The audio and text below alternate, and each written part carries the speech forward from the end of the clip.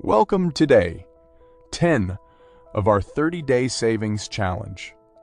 Today, we're going to talk about turning your clutter into cash because let's be real. Who doesn't have a few too many unused items lying around the house? But don't just toss them out or let them collect dust.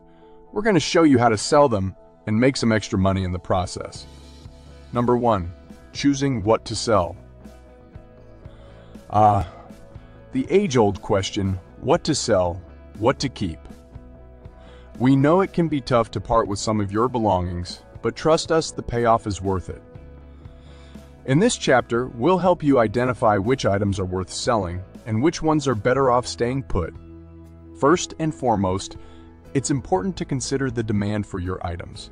You may have a sentimental attachment to your vintage cassette tape collection, but if no one else is interested in buying them, it may be time to let go. On the other hand, that old record player gathering dust in the attic could be a hot commodity on the resale market.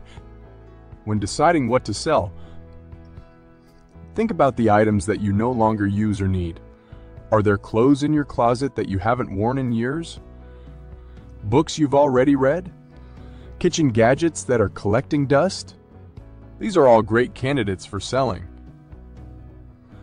But what about those items that may not have a high resale value but still have sentimental value? Consider donating them to a local charity or giving them away to a friend or family member who could use them.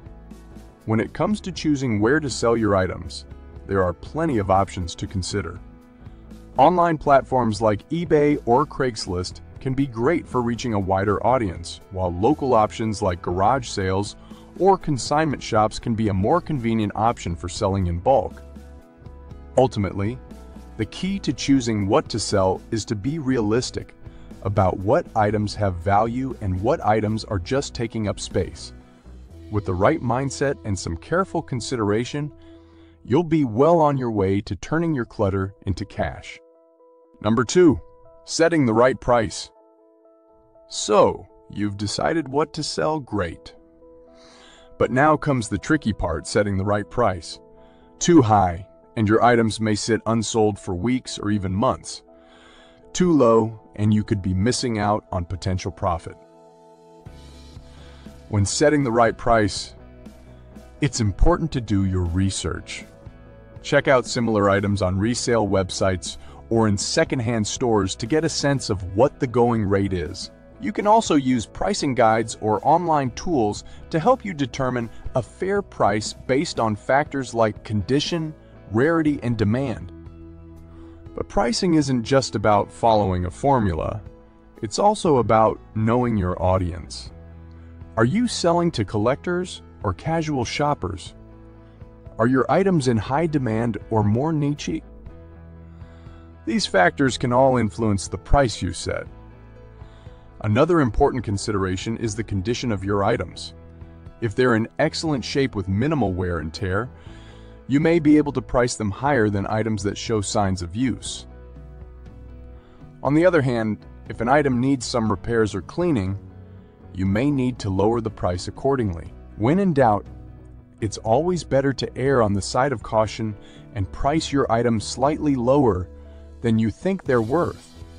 This can help attract buyers and generate interest in your items. And remember, bargaining is par for the course in the resale world, so be prepared to negotiate if needed.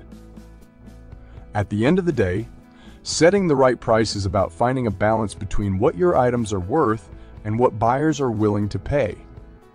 With some research and a little bit of trial and error, you'll be well on your way to maximizing your profits and clearing out your clutter. Number 3, preparing your items for sale. First, take a close look at each item and assess its condition. Are there any visible signs of wear and tear? Does it need cleaning or repairs? Taking care of these issues before listing your items can make a big difference in how much you can sell them for. Cleaning is an essential part of preparing your items for sale. No one wants to buy something that's dirty or musty, so make sure your items are spotless and fresh. Depending on the item, this may involve washing, ironing, or dry cleaning. Don't forget to clean the nooks and crannies that are often overlooked, like the inside of shoes or the pockets of a jacket. Next, consider any repairs that may need to be made. A small tear in a shirt or a missing button on a jacket can be a turn-off to potential buyers. Taking the time to fix these issues can help your items sell faster. And for more money, if you're not handy with a needle and thread, consider taking your items to a tailor or cobbler. Once your items are clean and repaired, it's time to stage them for photos and in-person viewings. This means arranging them in an appealing way that shows off their best features. For example, hang clothes on hangers and make sure they're wrinkle-free, or place small items on a clean, neutral-colored background for photos.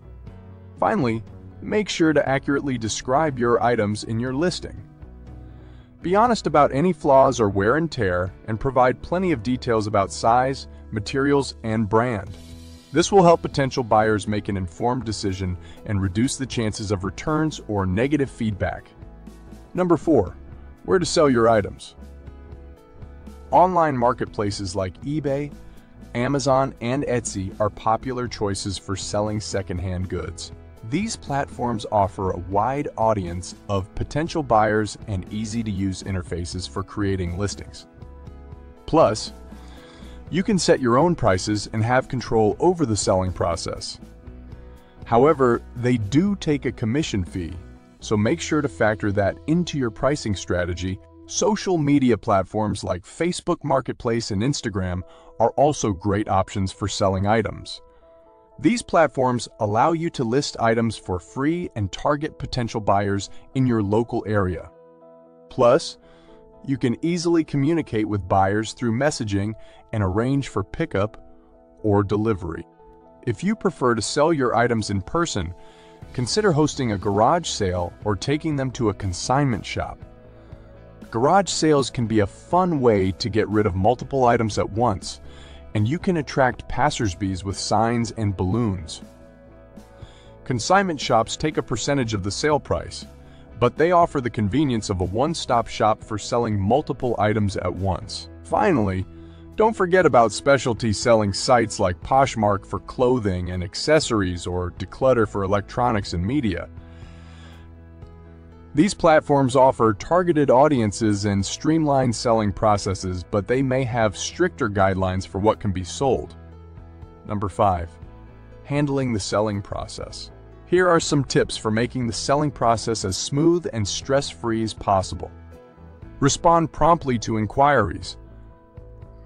Whether you're selling online or in person, it's important to respond quickly to inquiries from potential buyers. This shows that you're reliable and serious about selling your items. Be transparent about the condition of your items. Make sure to accurately describe the condition of your items in your listings. This will help prevent any surprises or misunderstandings when the buyer receives the item. Negotiate with buyers.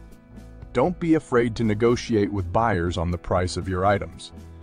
However, make sure to set a bottom line for what you're willing to accept and don't sell yourself short. Set clear terms and expectations. If you're selling in person, make sure to set clear terms and expectations for the transaction.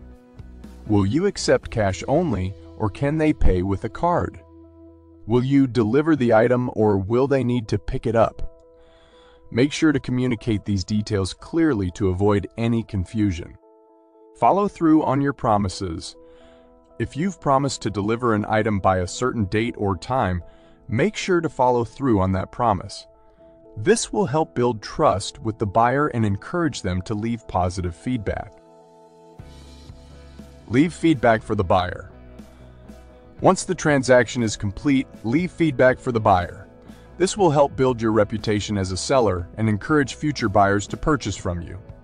Subscribe now to join us tomorrow for day 11 of our 30-day savings challenge, where we'll be exploring Say Goodbye to Transportation Costs. How to walk or bike everywhere. We'll provide you with even more unique and creative tips to help you achieve your financial goals. See you then.